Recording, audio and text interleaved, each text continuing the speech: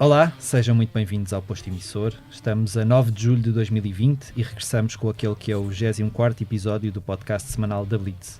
O meu nome é Mário Rui Vieira e tenho comigo no nosso estúdio em Paços de Arcos, além do nosso ilustre convidado, a minha colega Lia Pereira, que está, Lia, finalmente juntos, novamente, no mesmo espaço, depois de 4 meses. É verdade, com o nosso primeiro convidado presencial desde março, mas protegidos com as máscaras como tem de ser. Como tem de ser, exatamente.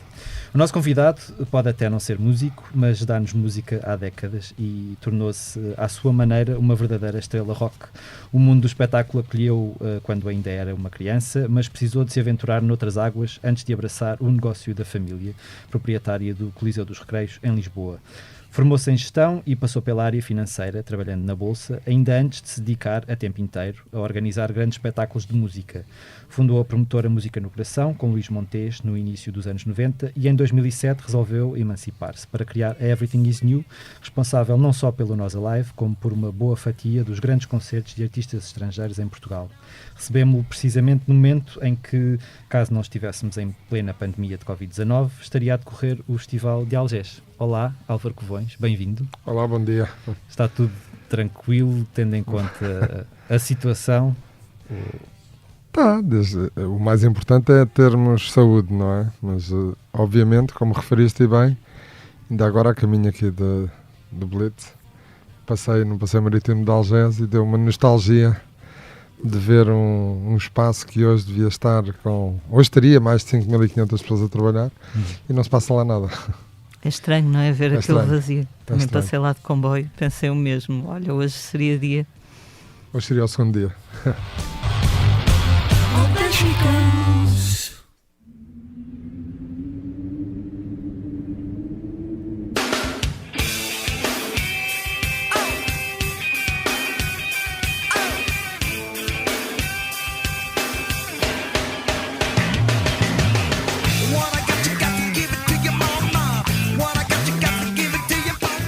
Começando precisamente pelo Nós Alive e pela confirmação dos Red Hot Chili Pepper.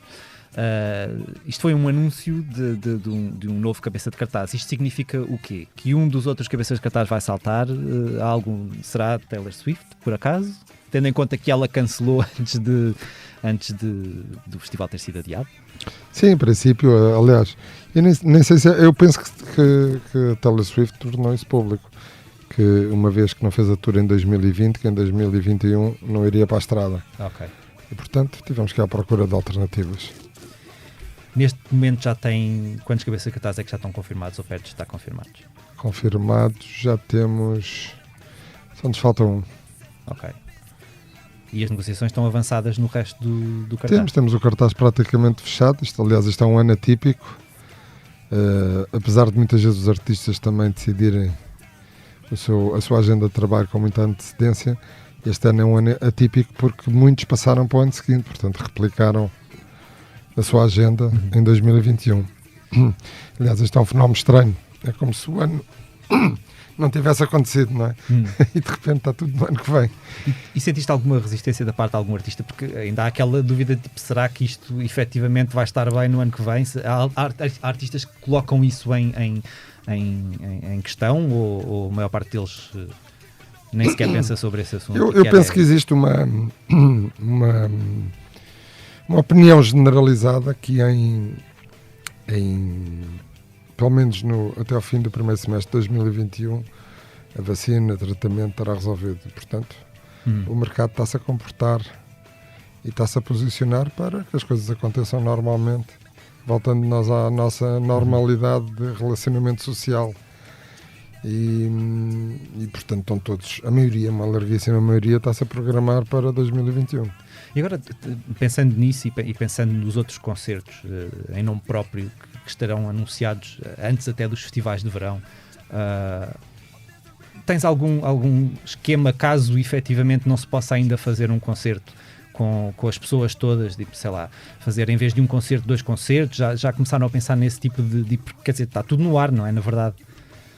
Isso já aconteceu, por exemplo, o Branco no Tivoli acabou por fazer isso. Mas quando estamos a falar de eventos ao nível, por exemplo, do Altice Arena, torna-se tudo muito mais difícil. Claro. Principalmente quando falamos de espetáculos de plateia em pé. porque é muito difícil garantir o distanciamento quando é plateia em pé. Aliás, as regras dizem que os espetáculos têm que ser com lugares sentados e reservados. Ou marcados no chão, que é uma situação que eu acho tão estranha. Sim, mas... Não sei o que é que isso iria impedir, não é? Não sei que as pessoas estivessem numa jaula. Naquelas plataformas elevadas, não sei se viste, em Inglaterra vão fazer um festival assim esquisito. Sim, mas não é a mesma coisa. Aliás, o festival tem um problema muito... Tem um problema...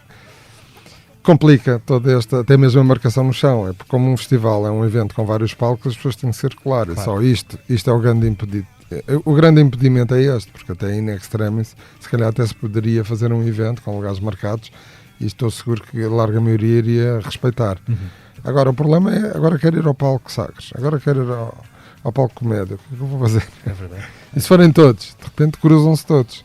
Aliás, o grande desafio que nós tivemos quando fizemos o primeiro espetáculo, no dia 1 de junho, foi exatamente a saída, que é aquele momento, o fim do espetáculo, é aquele momento que todos estão disponíveis para sair. Claro.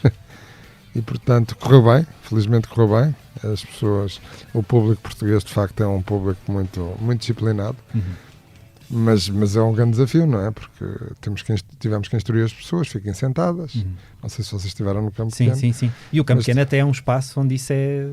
As salas de espetáculos com o formato arena, como é o campo pequeno, como é o Superboc Arena, como é o Altice Arena, como são estádios de futebol, tem essa facilidade porque tem portas a 360. Claro.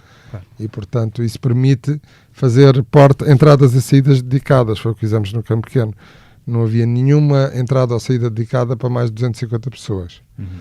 O que nós tivemos a fazer as contas e a probabilidade de alguém se cruzar com outras pessoas entre o entrar, estar sentado e sair, não era superior a 10 pessoas. Qual foi a sensação de voltar a organizar um concerto depois de alguns meses de paragem forçada? Naquele dia foi um sentimento de isto é um pontapé de saída para que o setor da cultura possa ter trabalho este verão. Mas depois, passados uns dias, a frustração veio porque parou tudo. Pois. Nomeadamente quem mais responsabilidades tem, que são as autarquias. Pararam. Está tudo fechado praticamente. Acontecem muitos poucos espetáculos e significa que não há trabalho para as pessoas. Agora, eu acho que não é público, mas é fácil de constatar que Portugal acabou por fazer em segurança, muita insegurança, e vocês estiveram lá, viram, o maior espetáculo do mundo na era Covid. A quantidade de telefonemas recebi de fora foi absurda. Eram telefonemas de esperança, de como é que correu, será que esse é o nosso caminho? Pois. E pronto, agora infelizmente aqui as coisas em Lisboa não é que estejam a piorar, mas não estão a melhorar. Exato. E portanto achamos que temos que nos conter um pouco, esperar que os números baixem e retomar outra vez. Claro. Porque apesar de tudo os números não se estão a agravar, não é? Sim. É uma manutenção. Não, se pensarmos nos internados e os números não estão, que seria o mais problemático era se começassem a aumentar muito o número de internados e o número de internados. Sim, mas o preocupante é que nós não temos, sob o ponto de vista individual, tanto a sociedade civil como política, não tem sentido de responsabilidade nem de sentido de Estado, porque os disparates que já se disseram sobre o Estado na região de Lisboa, as críticas que já foram feitas conduziram a este desastre total que já não é só a Inglaterra, já é a Bélgica, já é a Escócia, já é a Finlândia, já é um conjunto de países que desaconselham a vida a Portugal, quando Portugal se calhar ainda é muito mais seguro do que os próprios países que estão a desaconselhar. Mas isto tudo acontece só porque as pessoas não sabem estar caladas. E às vezes faz-me lembrar o rei Juan Carlos, quando um dia, e com razão, disse para um homem que destruiu um país. Exatamente, até é uma metáfora muito interessante, porque ele de facto ainda não tinha destruído o país. A Venezuela está destruída, do ponto de vista económico e social, e ele já na altura disse: porque não te calhas, homem? E aqui devíamos passar essa mensagem. Porque é que não se calam todos? Os opinadores nas televisões e nas rádios e nos jornais, os políticos, calem-se. Há coisas que não se dizem publicamente. Claro, obviamente não podemos fechar os olhos, temos que discutir em privado. Mas, quer dizer, os danos na economia já vão ser tão grandes, não façam pior, não tornem isto pior. Claro, claro. E então na cultura é um desastre. É mesmo. Lia. Tu tinhas falado numa entrevista à Voz da Galiza, o jornal, fizeste uma estimativa da perda que significaria o Alive não se realizar este ano. Quantos milhões eram mesmo? 60 milhões. 60 milhões. É o impacto económico do festival. Uhum. Como é que tu tens gerido a tua equipa neste momento? É difícil de gerir, não é? Porque está tudo frustrado. Quem não pode trabalhar? Pois. Vocês são os privilegiados, porque a imprensa, mal ou bem, manteve sempre a funcionar. E é necessária, não é? Mas nós é uma frustração, temos uma frustração imensa, não é? Não poder fazer aquilo que mais gostamos de fazer e aquilo que é o nosso trabalho, não é? Não podemos exercer a profissão, é assim, meio estranho. Lembras-te do momento em que sentiste, ok, isto este ano não vai dar mesmo? Não sei, acho que isto foi uma evolução. Durante algum tempo acreditava, como a maioria das pessoas, que isto poderia resolver-se por si, e de repente não se resolveu. Mas a dada altura, quando começamos a ver parte dos governos a limitarem a organização de grandes eventos, a proibirem, aí começámos a perceber, isto vai cair tudo, mais que não seja porque vai ser impossível os artistas virem para a estrada, porque não vão ter uma tour quando é partida, acabou, já não, claro, torna-se insustentável. E depois, com a evolução da pandemia, que é uma evolução um pouco estranha, porque isto é estranhíssimo, não é? Eu passei, na época de maior confinamento, eu olhava para a rua e via os pássaros, via as árvores, e dizia assim, o que é que existe ali fora que permite que não aconteça nada de mal à natureza, excepto a nós, seres humanos? É uma coisa muito estranha. É uma coisa assim meio inexplicável. É o karma, se calhar, não é? Às vezes temos feito tanto mal. Fazemos todos. É verdade. Todo o animal faz. Nós é que tivemos uma capacidade organizativa maior de fazer pior. Mas também foi isso que deu o nosso estilo de vida. É verdade. Senão estávamos nas cavernas. É verdade. Sim, há quem diga que se os macacos tivessem mais um bocadinho de cérebro, também podiam ter criado a energia atómica. Pronto, Sim. é aquela coisa. E até os animais, não é? Tentando só sacar mais um bocadinho naves do Púlcra relativamente ao Alive. Os nomes que anunciaram até agora, tirando os Red Hot Chili Peppers, são reconfirmações. Será tudo mais nessa onda ou estás a pensar em ter outros nomes que não estavam? Porque depois há aquela questão... A larga maioria vão ser reconfirmações. Depois há aquela questão há alguns que continuam a ser editados, há artistas que vão para a estrada, que se calhar este ano não estavam e não sei o quê, e há de haver aí alguma tentação de espera. Estes agora estão na estrada... Isto foi um fenómeno muito estranho, porque nós o ano de 2021, a nível dos grandes artistas, já estava feito. Uhum. E, de repente, os próprios artistas também começaram a empurrar para a frente. Porque há artistas que ainda iam para o estúdio, quer dizer, e portanto, com o confinamento é difícil, não é? Eles têm que se, não só em estúdio, eles têm que se juntar para comporem, para testarem. Todos são os Metallica, que supostamente andam a compor o álbum todos à distância, cada um no seu trabalho. estado, não é? Não sei se vai ser a mesma coisa, porque não é a mesma coisa. Não será. Mas muitos tivemos essa sorte, muitos empurraram para a frente e outros continuaram a vir para a estrada, como foi os Red Hot, que viriam sempre para a estrada. Foi um grande trunfo conseguir-se os Red Hot. Foi bom, acho que é bom. É sempre bom, não é? Ter grandes nomes. É um grande nome que, apesar de tudo, não veio a Portugal muitas vezes, não é? Como a maioria dos artistas. Alguns que já... Quer dizer, os Metallica... Não, quando vemos com uma banda portuguesa, Credo. chutes e pontapés, num ano normal faz 40 espetáculos a 50. Quando estamos a falar de um artista internacional, se vem de 2 em 2 anos. É verdade, sim. Agora, deixando a música de lado e indo lá um pouco atrás, os teus pais queriam que tu fosses para a medicina, certo? Queriam que tu fosses médico. Isso alguma vez chegou a ser uma hipótese na tua cabeça ou tu percebeste logo, tipo, nem pensar? Foi. Eu no ensino... Eu era o aluno piloto, digamos, no ensino unificado. Como ensino unificado começou, lá estava eu, 7º unificado. E no 9º ano tínhamos que escolher uma opção. Eu escolhi saúde. Ok. E no 9º ano tinha uma cadeira que era comum a todos, que era introdução à economia. Saúde, puseram-me no Hospital Santa Maria a ver operações e disse assim, não, isto não é a minha vida, não sirvo para isto. E de repente apaixonei-me, comecei a interessar em economia, achei aquilo um espetáculo. E pronto, e desviei-me. O que é que te atraiu tanto na economia? Não sei, acho que acima de tudo porque, e mais da gestão, que é o dia-a-dia, quer dizer, aquilo que nós fazemos no nosso dia-a-dia, aquilo que nós muitas vezes chamamos a gestão de mercearia, o que o merceeiro faz. No fundo, as grandes teorias de gestão das grandes empresas é rigorosamente igual, de uma forma mais ordenada, mas o pensamento é muito igual, portanto existe aqui uma lógica organizativa muito interessante e como a base da nossa sociedade da economia, sempre me interessei muito por... E tu já tinhas tido uma experiência no bar do Coliseu, certo? Não, eu sempre gostei de trabalhar e portanto tive a oportunidade desde miúdo de começar a trabalhar. Comecei a trabalhar para aí com 12 anos, quando se podia.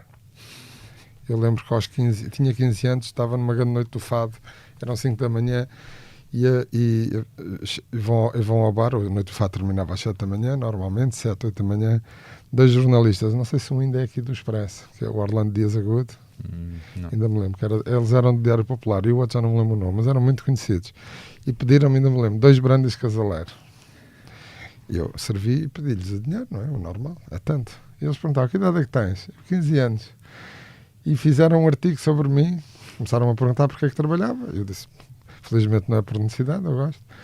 Então, e não andas na escola? Ando, amanhã tenho aulas às 8. Porque isto era uma sexta-feira e eu tinha aulas de manhã ao sábado. Então, e não dormo? Não, vou para as aulas e depois vou dormir. E fizeram um artigo sobre a noite do fado, que era sobre mim, foram servidos por um miúdo de 15 anos, às 5 da manhã. Por acaso não tenho esse artigo, tenho que ir um dia aí ao arquivo procurá-lo. Mas lembro-me que eram 2 páginas. Mas é uma experiência, eu acho que devia ser obrigatório. Há países como a Suíça, onde isso faz parte do currículo escolar, os miúdos desde muito novos começarem a trabalhar. E eu acho que isso só nos faz bem. E depois tu passaste pela Bolsa... Não, no mercado financeiro. Sim. Como é que isto... Um espetáculo. Nos anos 90 ainda havia mercado financeiro em Portugal. Pois, agora, nem bancos, quanto mais mercado financeiro. Já estavas no mundo do espetáculo, não estando no mundo do espetáculo de alguma forma. Como é que essa passagem depois... Quando é que tu percebeste que, afinal, tu querias mesmo era os espetáculos? Eu adorava as duas coisas. Houve aí uma... Não, a falta de tempo. O meu último ano na sala de mercados, o meu último dia foi 31 de dezembro de 97. Portanto, em 97 já tínhamos feito o Superboc em 95, o Vilar de Mouros em 96 e o Sudoeste em 97. Já não dava, já não. Férias e... Porque o meu horário durante muitos anos entrava às 8h30, saía às 4h30, 5 horas do banco, o escritório era ao lado e saía à meia-noite do escritório. Portanto, tiveste de escolher entre um dos dois... Já não dá, era impossível. De repente a dimensão do trabalho e o nível de responsabilidade já não se coaduna. Uma coisa é organizar um espetáculo de 2 em 2 meses, outra coisa é ter... Em 97 já eram 3 festivais ou 4. Pois é. Sim, em 97 já tinhas o Sudoeste, o Superboc.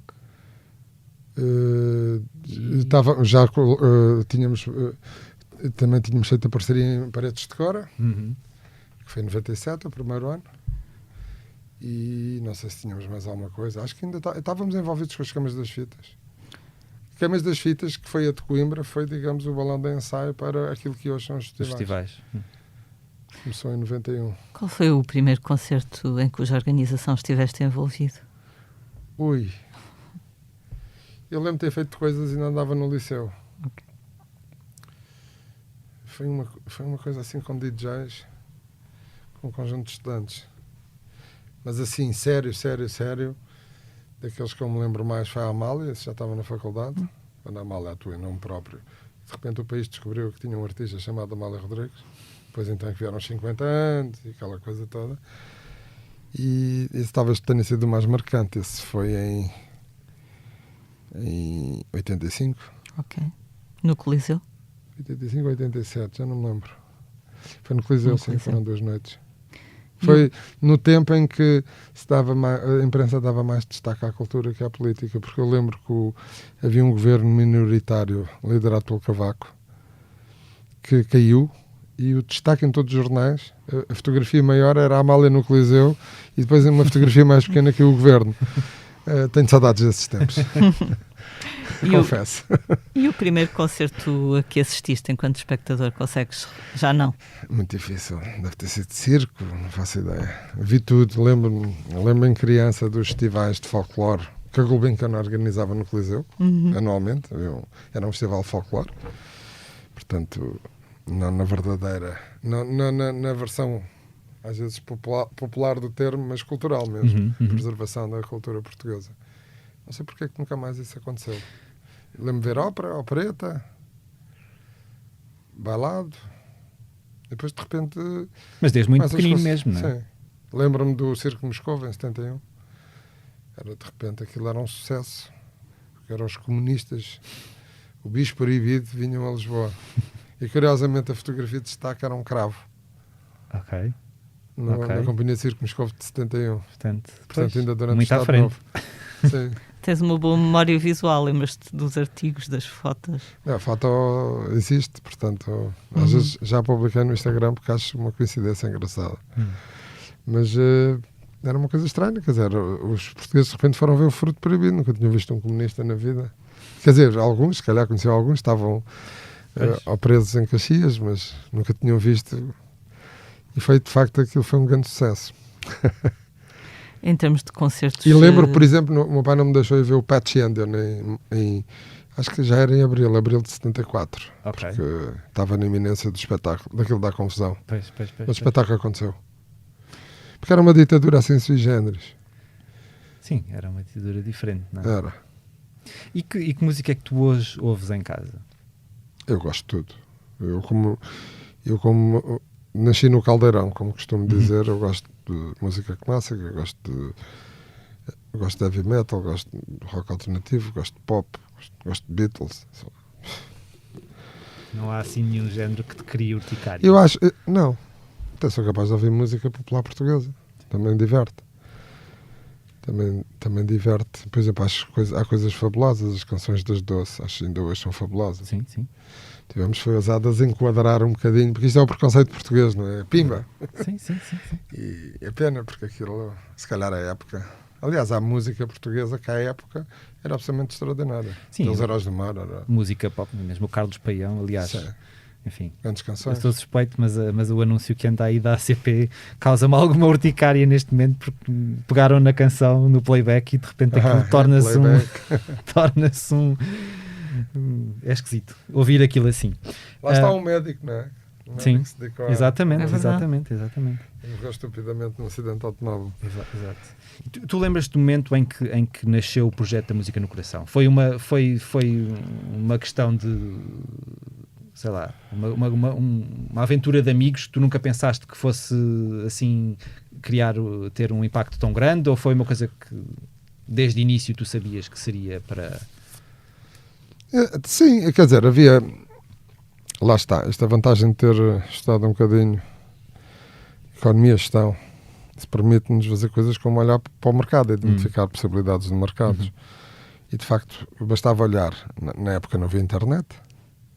Apesar de eu ser um privilegiado, trabalhávamos ao mercado e tinha internet, coisa que mais ninguém tinha. Isso em 90 Tínhamos a Reuters, sim, no início dos anos 90. Ok. Eu lembro-me de ir a caminho do banco de manhã, ouvir as notícias. Estávamos na primeira guerra do Iraque e os meios de informação diziam que os americanos estão a 200 km de Bagdá. Quando ligava ao computador já estavam em Bagdá. Estava 24 horas à frente. Que era a diferença entre aquilo que hoje chamamos de internet e o telex. Era uma coisa extraordinária.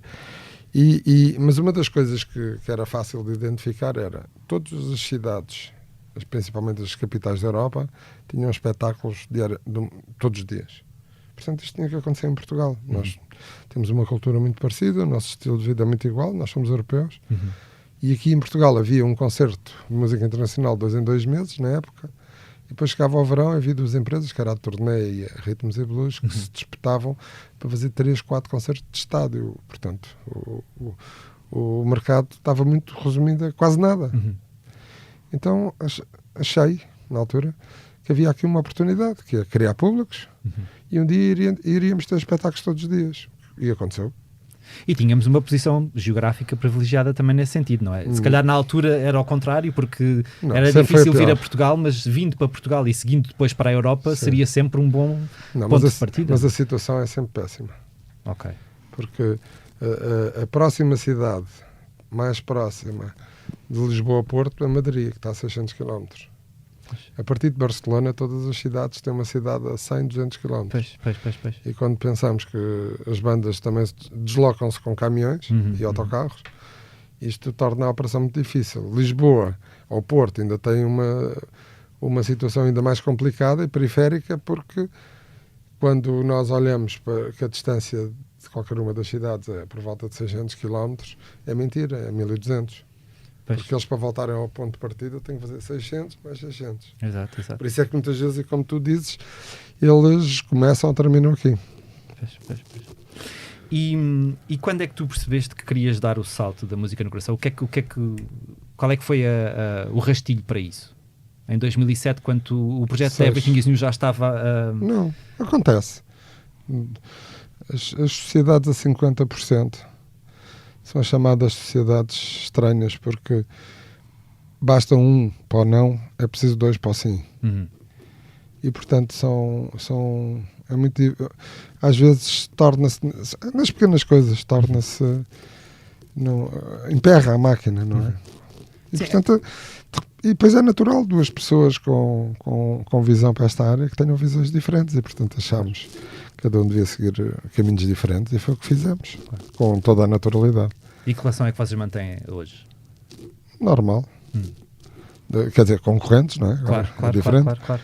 Mas de resto é normal. Eu agora aliás, estamos todos juntos na associação de promotores e partilhamos dos mesmos interesses e das mesmas dificuldades. Era isso que eu ia perguntar, porque eu há umas semanas falei com a Roberta Medina e perguntei se isto tinha servido de alguma forma para os promotores se terem aproximado mais uns dos outros, porque na verdade vocês estão habituados a competir pelos mesmos artistas e de repente tiveram de se unir de alguma maneira para fazer frente a um mal maior, não é? Isso correu tudo bem? Vocês sentem que há uma união maior entre os promotores de concertos? Isto não começou agora. Isto já começou há 2 anos. Mas isto é o que falta muitas vezes nos empresários portugueses, a capacidade de se conseguirem deixar à porta as diferenças comerciais e quando se sentam numa reunião, numa associação, ou quando se juntam numa associação, que estejam todos no mesmo lado a puxar por uma indústria. Isso é o problema português. Aliás, aquilo que falávamos há bocadinho, não é? Cada um está a disparar para o seu lado a dizer disparates, que é para avisar os estrangeiros para não virem a Portugal, que isto é um disparate total. E por isso é que ontem, por exemplo, deu-me um particular gozo ver notícias lá fora, como na Absolute Radio ou como no New Musical Express, a dizer fantástico, Lisboa, Portugal, Algés, vai ter grandes nomes, há um que chama... tem um nome engraçado, faz um elogio muito grande ao festival. E, portanto, é bom ver notícias positivas lá fora, porque isso, no fundo, é uma forma de promover também o destino. Porque nós nunca podemos esquecer de uma coisa. Nós, que vivemos aqui nesta grande região que é Lisboa, somos uns privilegiados. Como aqueles que vivem na grande região de Madrid são privilegiados, ou de Paris, ou de Londres, que é onde tudo acontece. Mas se nós formos olhar para o número de cidades que cada país tem, e se olharmos onde é que normalmente, no que diz respeito à música, os grandes eventos ou os concertos acontecem, significa que os outros, para poderem ver, têm que vir à cidade. Claro. Não é? Claro. E, de facto, isto é um privilégio, é de facto um privilégio muito grande e temos que lutar muito para conseguir manter este estado de coisas, porque, por exemplo, nunca ninguém pensou quanto é que vale, sob o ponto de vista económico, o facto de Portugal estar em todas as tours, aos grandes tours, as grandes e as pequenas internacionais. Isto vale dinheiro. Claro. Nós valorizamos, estamos sempre a valorizar quantas vezes é que se fala de Portugal, ou de Lisboa, ou do Porto, ou do Algarve, ou da Madeira, ou dos Açores lá fora. E porquê que não se avalia isto? Porque nós somos sempre o patinho feio. Porque, infelizmente, em vez de olharem para nós e porque nos como uma indústria também, às vezes. Não, acho que não. Não, isto é comum em todo o mundo. Os espanhóis sentem o mesmo, os ingleses sentem o mesmo. Aliás, este movimento da semana passada que os ingleses tiveram porque a indústria da música é muito mais madura que a nossa. Todos os artistas, os Rolling Stones, os Coldplay, o Ed Sheeran, juntaram-se todos e disseram ao governo: chega, vocês têm que nos apoiar, isso é que era bom. Aqui não, aqui és um gajo porreiro, tal. Para o ano há eleições, vê lá se apareces lá, preciso ganhar as eleições, e está tudo a passar fome. Mas isto é uma indústria. E muitas vezes vindos como, até a Presidente da Comissão Europeia, quando há tempos fez umas declarações no início da pandemia, sobre a indústria da música e dos festivais, assim, umas declarações como se fôssemos uma coisa de festa. Nós não, isto é uma indústria. E uma coisa menor, não é? Que não é. E que não é. O turismo cultural na Europa representa 40% do turismo. Sim. É uma coisa que nunca ninguém fala. E depois eu acho absolutamente extraordinário que quando falamos com as entidades que promovem o turismo, estão sempre, agora é o MEI, Meeting Industry, de antes era o mais. E ninguém fala no turismo cultural. Dizem que sempre, não é relevante. Só que estão completamente enganados. Todos os relatórios da Comissão Europeia dão importância ao turismo cultural. Por que achas que isso acontece? Sinceramente, por incompetência. Não sabem o que é que estão a fazer. Porque é muito fácil estar no mais. Quer dizer, é muito giro, vem um congresso, toma lá 500 mil euros para fazer aqui um congresso, vem 1.500 delegados e vão promover o país. Vem uma malta ver concertos. Isso é o pessoal, pois querem ver copos. Como se os tipos a gente até nem soubesse onde é que eles vão parar. Como se os copos não se pagassem. Como se a gente também não soubesse onde é que os concursistas vão parar à noite. É só ir ao bafo e encontrá-los lá todos. Quer dizer, mas pronto, mas isso não sai nos jornais. Claro. Sai nos jornais é um jovem com um copo na mão a fazer uma festa, mas não é. Acho que o turismo cultural é... Nós, o ano passado, em 2019, vendemos mais de 100 mil bilhetes no estrangeiro. Mas não valemos nada. É mais importante, um evento traz 500 pessoas a Portugal. Como é que isso está a correr agora com o Alive? Estás a vender muito lá fora também? Ou ainda... Sim. Okay. Então ontem vendemos. Obviamente que temos algum receio que haja alguma retração, não é? Porque as pessoas não sabem se podem viajar. Claro, claro. Mas mesmo assim a malta continua a querer. Somos otimistas. Não, nós temos que acreditar, claro, não é? Porque senão vamos nos reduzir aqui. Isto é tipo uma prisão. Sim, tens de pensar para lá da pandemia, porque senão... Sim, não podemos parar. Claro. E depois temos um tema, não é? Que isto um dia de repente está resolvido. E não podemos estar um ano à espera para voltar à normalidade. Tu vais acompanhando os comentários, as reações nas redes sociais aos anúncios que vocês fazem? Pouco. As redes sociais, infelizmente, isto é um fenómeno mundial, não é? São mais... As pessoas que dão-se mais ao trabalho para escrever quando é para dizer mal, quando é para dizer bem. Infelizmente. Sim. E, portanto, nunca devemos tirar grandes conclusões daquilo que... E às vezes, não é que não olho. Eu prefiro perguntar e dizer o que é que está a acontecer. Mas é normal, não é? Quer dizer, nós... por isso é que existe o livro de reclamações e não existe o livro de... Agora penso que já existe em alguns estabelecimentos o livro do elogio, não é? Sim, mas se formos ver o número de vezes a utilização, é evidente que quando a coisa corre mal nós protestamos. Quando a coisa corre bem, também pagamos, vamos lá, para que é que vamos fazer mais alguma coisa? A não ser que corra muito bem, não é? Se correr muito bem, se calhar... Se forem super fãs, claro que ontem vi muitos Red Hot, grande substituição, grande isto. Mas isso são os fãs, não é? A falar. Mas acima de tudo, os melhores comentários são a bilheteira, não é? Quando as pessoas compram. É uma forma mais concreta de mostrar. Essa é a forma concreta. É a forma perfeita de elogio. Isso é a forma concreta. É o mesmo com a imprensa, não é? As vendas também. Claro. Ou o número de leituras, pelo menos. Sim. Sei que já falaste isto várias vezes, mas penso que algumas pessoas precisam, se calhar, de ouvir de viva voz. Porque é que o dinheiro não pode ser devolvido já e apenas no próximo ano? O dinheiro dos festivais, a política de vouchers. Isso é uma política que começou, como foram os alemães os primeiros, o governo alemão. Até foi o próprio governo que pediu autorização à Comissão Europeia que para manter, porque há uma preocupação muito grande, lá estamos. Há bocadinho falei, isto é uma indústria. O fluxo de caixa foi interrompido. E há organizações que não tinham caixa suficiente para fazer face. Aliás, aconteceu isso com a TAP. A TAP teve o mesmo problema.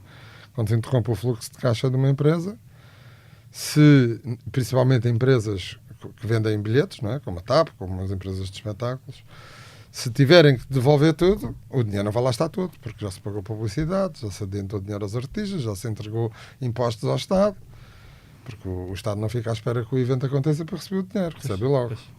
E, portanto, este processo todo do vai e vem faz com que a tesouraria não esteja adequada. E depois, por outro lado, estava em causa que as situações era uma situação absolutamente extraordinária, em que fazia todo o sentido, se a pessoa comprou, então vai ver na próxima vez, quando for possível ver. E, portanto, muitos países da Europa seguiram esta política do voucher para os grandes eventos, no sentido de proteger também, para que as empresas continuem e quando voltamos à normalidade, os eventos possam acontecer e que ajudem a criar riqueza para o país e emprego. Portanto, esta foi a razão, não foi? Havendo esse reembolso agora, aliás, Portugal muito raramente faz algo sozinho. Só faz, primeira vez que os outros fizeram e faz, mas pelo menos acho que faz. Há uma questão aí que tu falaste que é importante e que penso que muitos dos leitores, comentadores, etc. não percebem. Vocês já pagaram pelo menos parte aos artistas, também. Não é? Essa parte também pesa, obviamente. Claro, eu penso que muitas vezes essa parte passa um bocadinho ao lado de quem comenta, quem reclama. Sim.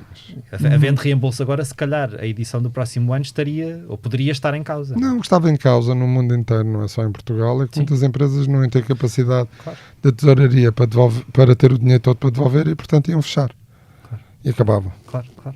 E isso ia criar no mercado, ia contaminar o mercado. Porque a quebra de confiança é a pior coisa que pode acontecer no mercado. E por isso é que a generalidade, não são todos, mas a larga maioria dos governos adotou esta medida. Adotou esta medida nas viagens e nos grandes eventos. E agora uma pequena provocação, que não é bem uma provocação. Que atenção, ao adiar, não é? Porque mesmo quem quer o reembolso tem direito ao reembolso. Sim. Nós, a associação, até tínhamos pedido que fosse 15 dias após a realização do evento.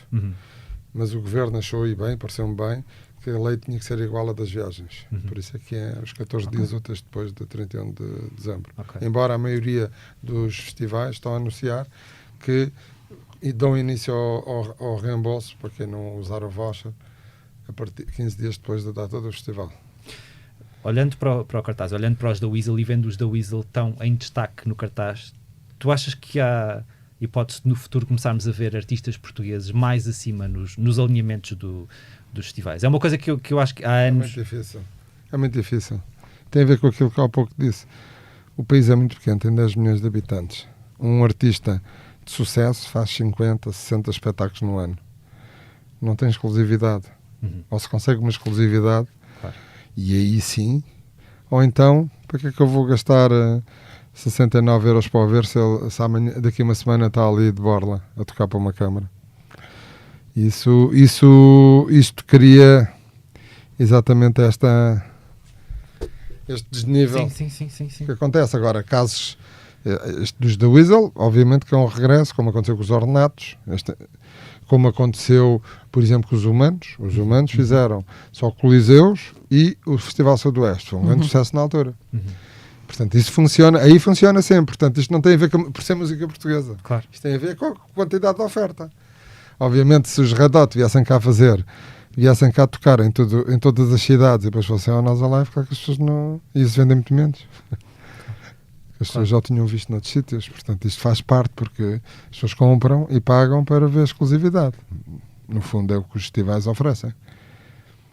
E a maioria dos espetáculos internacionais, não é? Porque, sei lá, um espetáculo, o Nick Cave, a última vez que veio cá foi há 3, 4 anos, portanto é uma oportunidade única de o ver. Depois, para o ver, tem que esperar outra turnê. Claro. Um artista português, não. Sim. Pá, até queria ver agora o Tiago Betancourt, mas não me dá jeito de ir ali ao São Jorge. Mas ele vai tocar no Olga Cadaval. Pronto.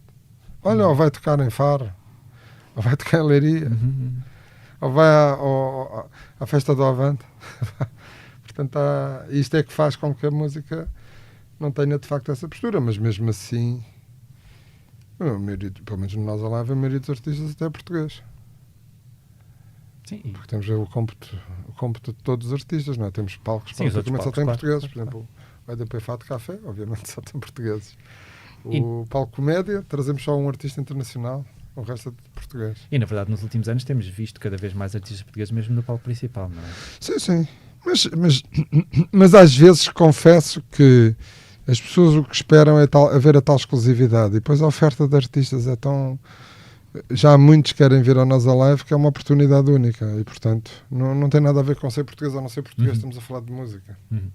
Falaste do Avante, achas que vai acontecer? Estás do Avante? Sim.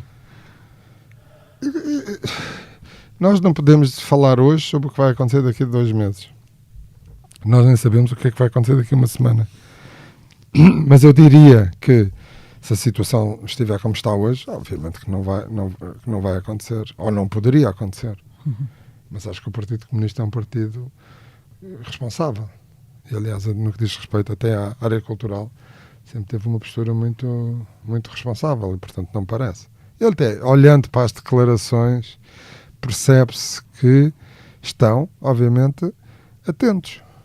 Mas eu não vejo mal em que nós não... Foi o que eu disse há pouco. Nós temos de estar preparados para uma melhoria muito positiva. E, portanto, não podemos ficar à espera que agora pode-se fazer espetáculos como se dizia antigamente. Se não houver nada anunciado, vai demorar 6 meses até isso acontecer. E nós não podemos permitir isso. Portanto, faz todo o sentido a pessoa acreditar que em setembro isto vai estar muito melhor e ter um evento anunciado. Se não puder acontecer, pode adiá-lo. Claro. Paciência, adia-se. A associação que tu ajudaste a criar, a APEF, continua a reunir, a trabalhar agora? Sim, que... temos uma reunião, a direção tem uma reunião amanhã sexta-feira, às 6h30. Continuam então também a preparar o terreno, não é? Para que depois seja mais fácil plantar. Não, neste momento estamos muito preocupados porque tudo aquilo que era a expectativa de que houvesse algum trabalho para o setor este verão não está a acontecer. E, portanto, agora estamos a ficar muitíssimo preocupados porque isto pode ser uma desgraça. Porque nós, às vezes, isto não basta, nós não podemos pensar que o setor existe só porque existem artistas. O setor existe porque existem empresas de equipamentos ou de audiovisuais. O setor existe porque existem técnicos. O setor existe porque existem stagehands, riggers, frente de casa, bilheteiros. O setor existe porque existe uma data de gente. Se muitos saírem do setor, isto vai ser impossível. Por exemplo, uma tour europeia. Eles deslocam-se com caminhões, autocarros, tem os nightlighters, são aqueles autocarros cama. Se as empresas falirem, não vai haver tours. Ou não vai haver tours como era normal haver.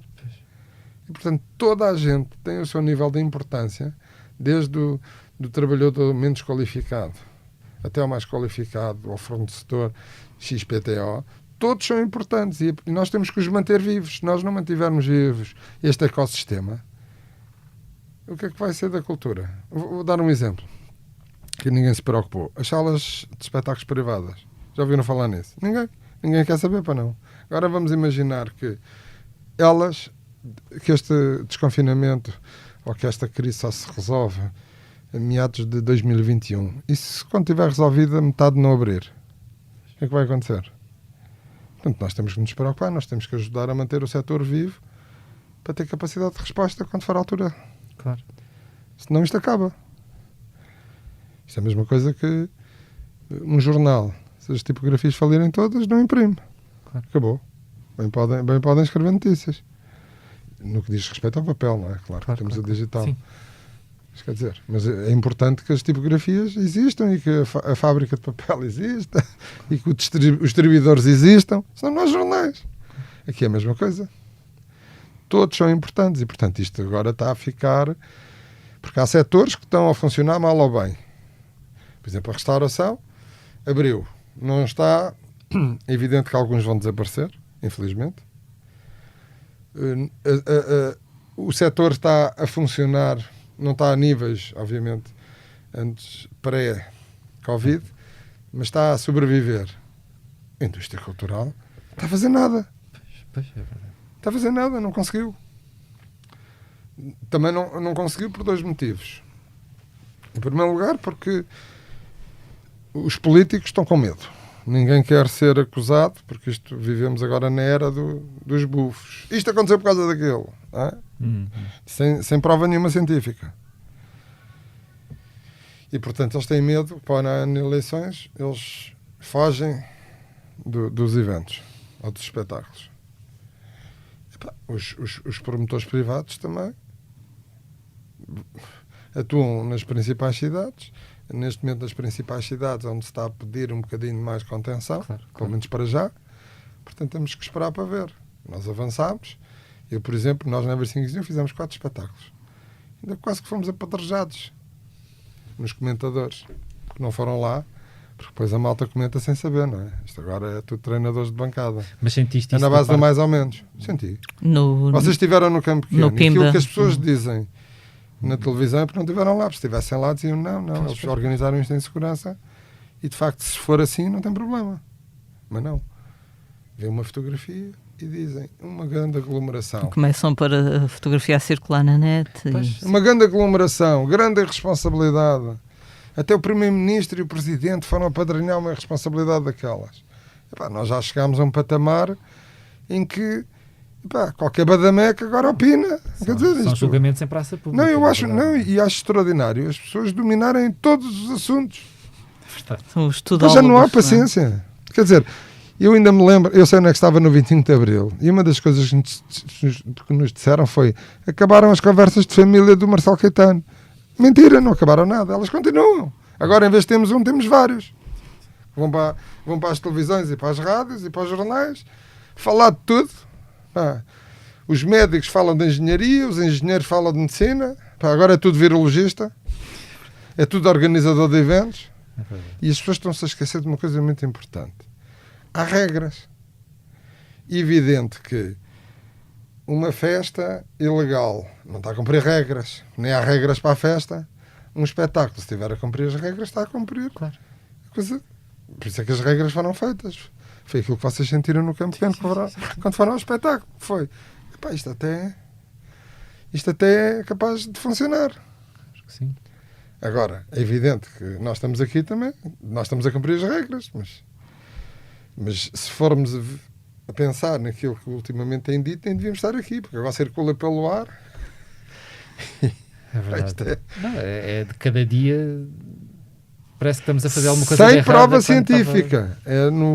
Porque isto faz lembrar os boatos, não é? Pois, os boatos na era digital não transformam-se rapidamente em verdades. Não, e depois por exemplo, o futebol.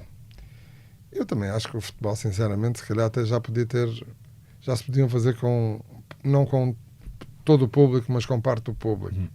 Se calhar até se podia fazer. Mas pronto, as autoridades lá saberão porque não querem fazer. Eu bem sei que o comportamento é diferente, porque quando há golo as pessoas abraçam-se, quem não se conhece. Quer dizer, nós não vamos para o cinema abraçar o tipo do lado, sendo que não nos conhecemos de lado nenhum, e dizer: ei, que filme de giro, e abraçar e beijinhos. Quer dizer, quando é golo, aquilo é bom. Mas quer dizer, não faz muito sentido estar a dizer assim: os espetáculos podem fazer, porque é que nós não podemos? Isso é completamente errado. Nós em Portugal devemos ser positivos. Nós somos capazes de fazer como eles, deixem-nos fazer. Mas a gente nunca ouve esse discurso. Não. É sempre ao contrário. Sempre. Mas pronto. Para terminar, se calhar, esta parte da entrevista com uma nota mais positiva. Não que a culpa, obviamente... Eu estou muito positivo, atenção, sim. Senão... Aliás, nós estamos a marcar espetáculos para o ano, como se o mundo acabasse daqui a 2 anos. Para o ano vai ser o ano dos concertos 1000.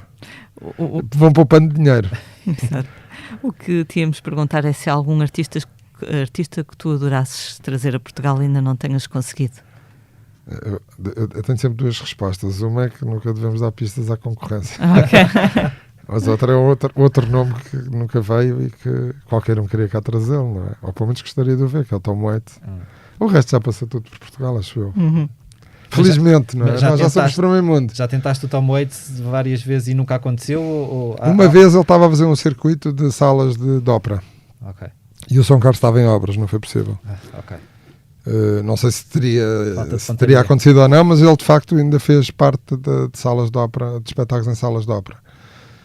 E portanto foi uma oportunidade, não sei se foi perdida ou não, mas pelo menos. Mas na altura o São Carlos estava em obras. Não sei se deixariam, não é mesmo? Mas...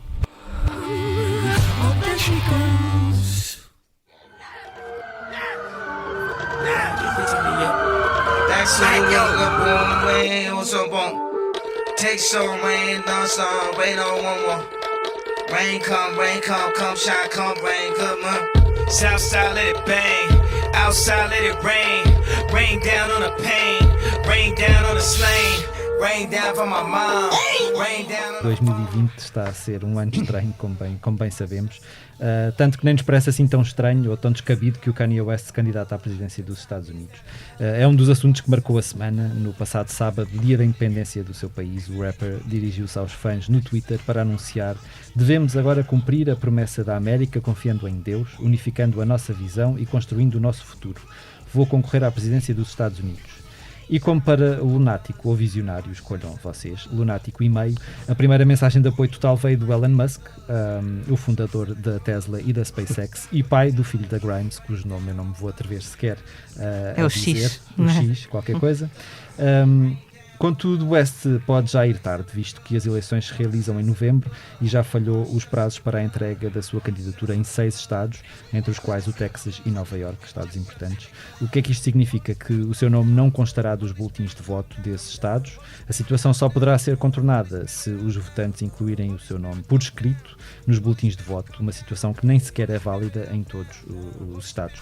Resta ao rapper candidatar-se como independente na Flórida, Missouri ou Colorado, visto que o prazo só termina no final deste mês de julho. Ele, entretanto, veio dizer que teve corona e que esteve infectado e que isso poderá fazer com que os prazos que já terminaram não se apliquem a ele. Não sei se isso acontecerá Numa ou não. entrevista bem estranha que ele deu à Forbes. A Forbes, exatamente. Acho que com este anúncio ele mostrou nessa entrevista à Forbes a sua desilusão com Donald Trump, presidente em funções, que sempre apoiou, tendo confessado em entrevista à Forbes que a forma como Trump tem lidado com a pandemia é uma grande confusão e que não gostou de saber que o presidente se escondeu num bunker a quando dos protestos antirracistas que decorreram frente à Casa Branca. Nessa mesma entrevista, West atacou o candidato democrata, Joe Biden, dizendo: o Obama é especial, o Trump é especial, dizemos que o Kanye West é especial. A América precisa de pessoas especiais na liderança. O Bill Clinton era especial, o Joe Biden não é especial. Especial é daquelas palavras que pode ter pelo menos dois sentidos, não é? Temos o Manel João Vieira nos Estados Unidos. Álvaro, como é que tu vês esta megalomania do Kanye West? É uma figura que te intriga? Eu admiro pessoas que tenham sentido de preocupação com o seu país e com o seu povo. Portanto, isso é sempre bom. Eu acho que é algo que falta aqui em Portugal, é termos, nós, sociedade civil, termos uma preocupação de intervir mais. Porque a política parece que é só para um grupinho. Porque isto é uma democracia assim, às vezes um bocadinho estranha. É só para eles. Nas autárquicas ainda me lembro, o problema é que era haver listas independentes. Tinha que ser dos partidos. Enfim, faz lembrar anos 25 de abril também só havia um partido, haver só um ou haver 5 ou 6 é a mesma coisa, não é? Desde que eles estejam todos combinados, é uma questão de dividir entre eles. E portanto a sociedade civil é muito importante que se ponha. Não sei, agora eu não conheço ao pormenor, nem conheço, já trabalhei uma vez com ele, pelo menos uma, mas não o conheço, não tenho capacidade de opinar, porque senão seria como os outros opinadores, já teria aqui uma teoria fantástica sobre isto, mas não faço a mínima ideia. Mas que é positivo alguém da sociedade civil vir pôr o dedo na ferida e dizer nós também temos uma palavra, acho isso muito importante. E achas que é mais provável o Kanye West, caso consiga efetivamente candidatar, ganhar a presidência ou vir ao Nós Alive em breve? Pelo que acabaste de dizer, senão pode concorrer em todos os estados, portanto o mais provável é continuar na estrada. A cartada do coronavírus ainda funciona, vamos ver se alguém... Sim, mas pelo sistema político, o sistema político americano... É estranho. Não é estranho, mas é preciso muito dinheiro e é preciso... A máquina local é muito importante. Muito mais que em países... Aquilo é um continente, não é um país. Sim, não? É verdade. É um conjunto de vários países. Portanto, a máquina é muito importante e os republicanos e os democratas estão... Mas é um sistema difícil de compreender, aquela questão de a Hillary Clinton supostamente ter tido mais votos do que o Trump, e mesmo assim, como não teve mais votos nos estados principais que têm um grande colégio eleitoral e não sei o quê. A democracia pode ser construída de várias formas. Eu lembro-me há uns anos, numa noite de eleições, eu ouvi pessoas do interior do país, de cidades mais pequenas, nunca mais me esqueci disto, dizerem-me: isto é sempre assim. Nós temos que levar com quem Lisboa e Porto escolhem. Nós não temos hipótese. E esse cara tem razão. Porque quando nós temos regiões que têm menos população, por culpa do país que não conseguiu criar igualdade e desenvolvimento económico de uma forma coesa em todo o território, se calhar faz sentido essa gente ter um peso um bocadinho maior representativo para poder puxar para si aquilo que não consegue puxar porque nunca tem voz. Sim. E, portanto, imagino que o sistema eleitoral americano seja um pouco isso. Há estados que têm mais pessoas, mas esse número de pessoas não corresponde ao número de votos, que há outros que têm muito menos população, mas também precisam de ter votos. Claro que sim, é verdade. E, portanto, acho que também é uma forma democrática de criar equilíbrio e coesão territorial. Penso que seja isso, eu não conheço com profundidade, mas aqui também acontece um bocadinho. Se formos olhar, o número de pessoas para eleger deputados em alguns distritos é diferente de outros distritos. Sim. Lia, vais falar-nos agora de um outro assunto da semana, este um bocadinho mais triste. É verdade, a semana fica também naturalmente marcada pela morte de Ennio Morricone, o músico italiano considerado um dos grandes compositores do século XX, morreu aos 91 anos na sequência de uma queda, conhecido sobretudo pelas épicas bandas sonoras que compôs para filmes como O Bom, o Mau e o Vilão ou Era uma Vez no Oeste. O músico e maestro deixa uma obra muito longa e muito eclética, como nos disse de resto um dos seus grandes fãs em Portugal, que é Legendary Tigerman. Ele frisou que Ennio Morricone, de quem ele é muito admirador, passou por vários géneros musicais. Galardoado em 2007 com um Oscar honorário, Ennio Morricone escreveu mais de 450 obras para cinema e televisão e, segundo a sua família, pediu para ter um funeral privado que refletisse a humildade que sempre mostrou em vida. No ano passado, o Ennio Morricone passou por Portugal para um concerto de despedida que contou, de resto, com a participação de Dulce Pontes, a cantora portuguesa com quem ele colaborou várias vezes em disco e ao vivo, mas o legado realmente e a influência do Ennio Morricone estende-se a outros géneros musicais. Os Metallica, por exemplo, assinalaram a partida do seu amigo, garantindo que ele será sempre um membro da família Metallica. Isto porque desde 1983, eu confesso que não tinha noção de que era já há tanto tempo, que a banda americana usa Ecstasy of Gold, da banda sonora do Bom, o Mau e o Vilão, na abertura dos seus concertos para se motivar. Portanto, ele estará sempre muito presente. Eu pensei que tu ias dizer que eles usavam Ecstasy no início dos seus concertos.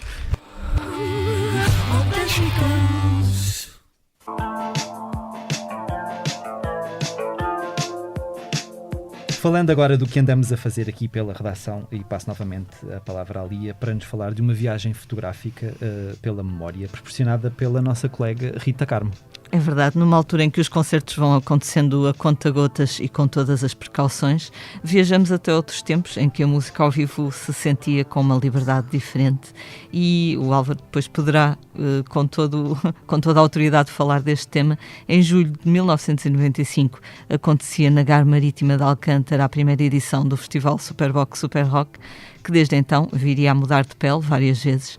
Há 25 anos, o Superbox Super Rock juntou à beira-tejo fãs de Cure, Morphine, Faith No More ou Young Gods.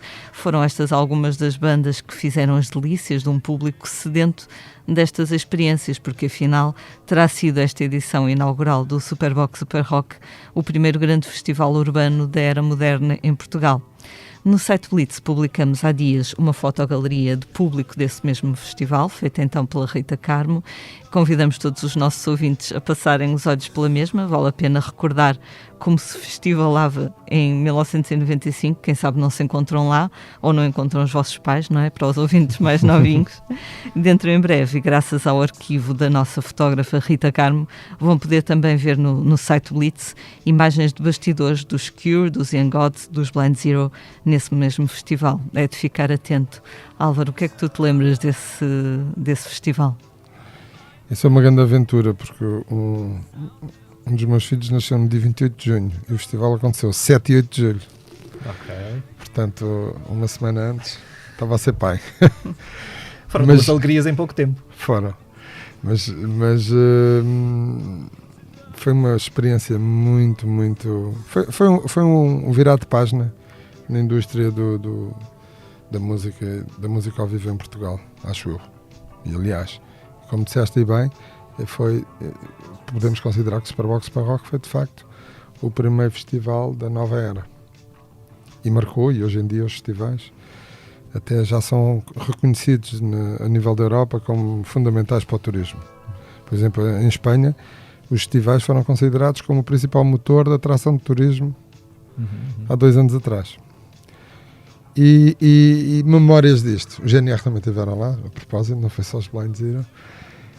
Tenho uma memória muito interessante. No segundo dia, quando estou a chegar ao recinto, que era ali na Doca Marítima de Alcântara, ali aquela rotunda, com árvores e meio um jardim com relvado. Estava cheio de pessoas, estava cheio de jovens acampados. Eram todos espanhóis. Foi aí que deu o clique. Começámos a fazer isto e, de facto, isto traz gente não só do país inteiro, do norte a sul do país, como de Espanha. E hoje, de facto, os festivais são também uma alavanca para atrair turismo a Portugal. Turistas que não vêm só pela música, que aproveitam para conhecer o destino e que depois, mais tarde, com certeza vão voltar. Já pensaste em investir noutros festivais além do Alive? Sei lá. A música não é só festivais, não é? Sim, claro, mas pensando em festivais, tu tens o Nós Alive. Já pensaste em ter outro, em criar outro festival, ou é uma coisa que não te passa pela... Quer dizer, é preciso... Eu acho que os festivais têm que ter algo diferente para poderem ter um espaço. E, portanto, ainda não chegámos ainda à fórmula. Claro que já pensámos várias vezes nisso, mas também temos que pensar na capacidade do poder de compra dos portugueses. Quer dizer, já temos... Não é que haja festivais a mais, mas mais festivais significa que alguém fica para trás. Portanto, não sei se será o caminho certo. Nós temos optado sempre por outras coisas diferentes, pelas exposições, por mais concertos, uma tipologia às vezes de concertos diferentes. Sei lá, este ano tivemos o Ennio Morricone, tivemos o Hans Zimmer, portanto uma procura de outros públicos. Mas acima de tudo uma forma de começar a educar, a criar públicos, porque isto é um trabalho, basta olhar, eu falo muito nos números do INE, que é muito interessante olhar para os números. Isto é um crescimento lento. Em Portugal, cada português, segundo o INE, em 2018, cada português comprou em média um bilhete para espetáculo 2 em 2 anos, não é? Porque só se vendem pouco mais de 5 milhões de bilhetes, somos 10 milhões. Já nem estamos a contar com os estrangeiros. Mas também com a margem de erro que pode existir no INE, acho que os números estão equilibrados. Mas quer dizer, isto significa que ainda temos hábitos culturais muito baixos. E, portanto, temos de fazer este trabalho de atrair mais gente. Não sei se será os festivais que têm um preço mais elevado. E, portanto, não... Claro. Já tivemos algumas ideias, mas ainda... Sabes que isto é como... As ideias não se têm quando nós... Isto é como os músicos. A canção não sai quando ele quer. Exato. A canção sai um inspiração. Dia. Esta inspiração, às vezes, de repente... E que grande ideia. Quando se está a tomar banho, ou assim... Não sei. Ou se olha para uma árvore, não sei. Ou se ouve uma música... Não sei, isto acontece. Infelizmente nós não podemos escolher. E eu gosto de ter ideias e às vezes já tive fases de assim, não consigo ter uma ideia. A pessoa está às vezes 2, 3 semanas assim e depois de repente isto começa... Do nada surge. Do nada começa a surgir. Bem, vocês que escrevem então, nem quero imaginar. Os prazos complicam um bocadinho. Pois, os prazos complicam um bocadinho. Mas há uma coisa que somos muito parecidos. Jornalistas e promotores de espetáculos têm algo em comum que difere da maior parte das atividades profissionais. É que para nós um prazo é para ser cumprido. É verdade. Não é, de ser cumprido. Não é como no dia a dia, não tive tempo, só amanhã que está pronto. É verdade. Isto connosco não existe, não é? Nem pode existir.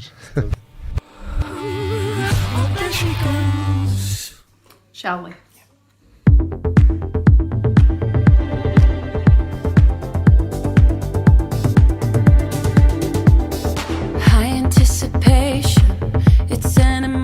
Falamos Falamos agora, como é hábito, dos discos que andamos a ouvir, e começo eu e faço com What's Your Pleasure, o quarto longa duração da britânica Jessie Ware, que está já a ser considerado o seu melhor álbum. Não sei se concordo muito com isso, talvez precise de ouvir melhor, mas tal como sempre nos habituou, é um exercício de sofisticação, privilegiando uma sonoridade eletrónica clássica que tanto vai buscar coordenadas ao disco sound como ao funk. A voz de Jessie Ware está no ponto e canções como Save a Kiss ou Spotlight são clássicos instantâneos. A sedução de The Kill, What's Your Pleasure ou In Your Eyes, 3 das que me ficaram mais no ouvido, fazem-me até ficar com alguma saudade de Alison Goldfrapp, e isto é um bocado estranho dizer da única entrevistada que até hoje me tratou efetivamente mal. Acho que não foi só a ti, não infelizmente. Eu sei. Mas faz-me ter algumas saudades dos Goldfrapp nos seus momentos mais disco diva. É um disco perfeito para dançar em casa, agora que infelizmente não o podemos fazer nas pistas de dança.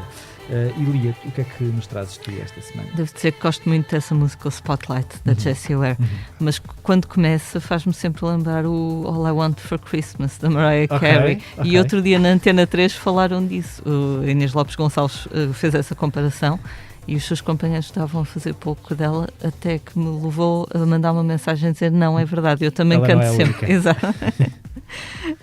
Além da Mariah ou da Jessie, eu continuo a ouvir False Spring, que é o 6º disco do norte-americano Zachary Cale, que saiu no final de maio já. Ele é um cantor-compositor do Louisiana, radicado em Brooklyn, Nova York. Faz canções folk muito bonitas, muito evocativas. Tem sido comparado ao Nick Drake ou Bob Dylan, mas se quiserem umas referências mais contemporâneas, talvez possam pensar em Kurt Weill ou Kevin Morby. É um ótimo disco para quem gosta de longas viagens à boleia da guitarra acústica e de melodias que tanto são doces como melancólicas. A minha canção favorita é a que ouvimos há pouco, chama-se Free to Go, e é também ideal para vocês acompanharem o vosso teletrabalho, se for caso disso.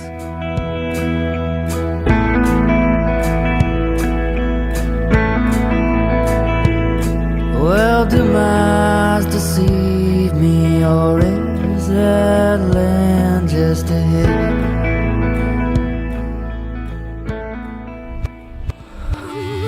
Oh, there she goes.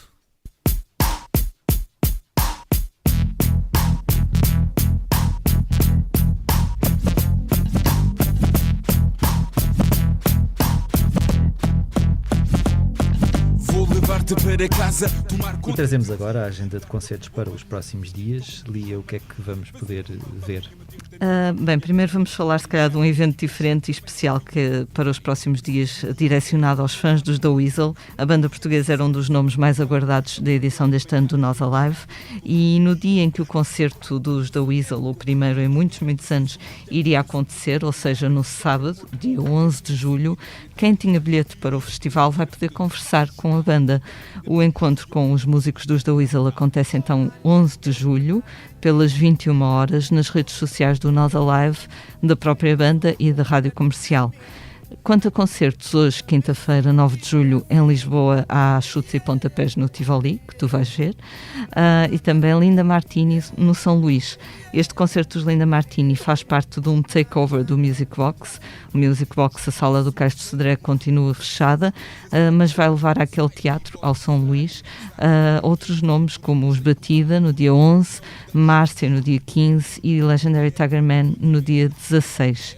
Nos Jardins da Gulbenkian também está a haver um takeover, desta vez da ZDB, outra sala de dimensões mais reduzidas que continua fechada, mas que está a organizar concertos então nos Jardins da Gulbenkian. Temos B Fachada no dia 11, Luís Severo e Selma Uamus no dia 18 de julho. E em Ancião, na região de Leiria, António Zambujo vai dar um concerto drive-in no dia 11 de julho, no espaço Estúdio 33, onde Pedro Brunhosa começou por inaugurar, entre aspas, este formato do drive-in. A nossa Rita Carmo esteve lá para registar. Esta questão dos concertos de drive-in também te chegaste a colocar essa hipótese, Álvaro? Não. Concerto é um concerto. Drive-in é para o cinema. E aliás, o drive-in, eu tenho visto coisas curiosas, que é dizer assim, o preço para um carro, 5 pessoas. O drive-in é para 2, porque as pessoas que estão atrás não vêm. A não ser que saiam do carro. É verdade. Mas acho que não tem nada.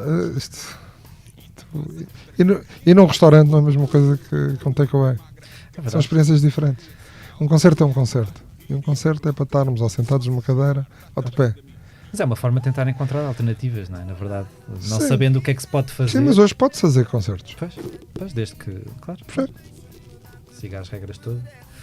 Não são assim tão difíceis. O mais complexo foi, como eu disse, é gerir fluxos de circulação. De resto, o sitting está perfeitamente claro e permite... Aliás, é muito mais seguro ir a um espetáculo, segundo as regras, do que ir ao supermercado.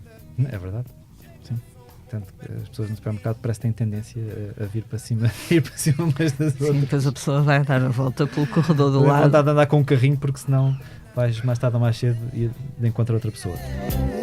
Yeah, na na na na.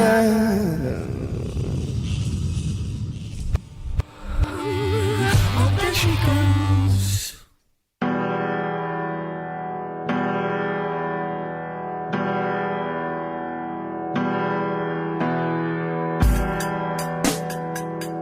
E chegamos assim ao fim de mais um posto emissor. Fica o nosso agradecimento ao Álvaro Covões por ter aceitado o nosso convite.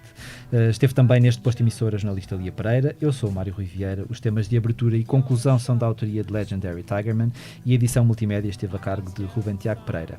Como é hábito, finalizamos com uma leitura do nosso convidado. Álvaro, o que é que nos trouxeste? Isto não tem que ser o poema completo, pois não? Não. Algo que tem a ver com aquilo que nós estamos a viver hoje. É um homem que eu tive o prazer de vê-lo várias vezes em palco dizer poemas, que chama Zé Carlos Aria dos Santos, e que tem um poema fantástico que é Poeta Castrado Não. Acho que tem muito a ver com aquilo que já falámos hoje um pouco. E aqui a primeira parte acho muito interessante. Serei tudo o que disserem, por inveja ou negação, cabeçudo, dromedário, fogueira de exibição, teorema corolário, poema de mão em mão, lanzudo publicitário, malabarista cabrão. Serei tudo o que disserem, poeta castrado não. Muito bom. Isso é o que nos falta, nunca podemos perder a liberdade. Muito obrigada. Obrigado, Álvaro. Obrigado.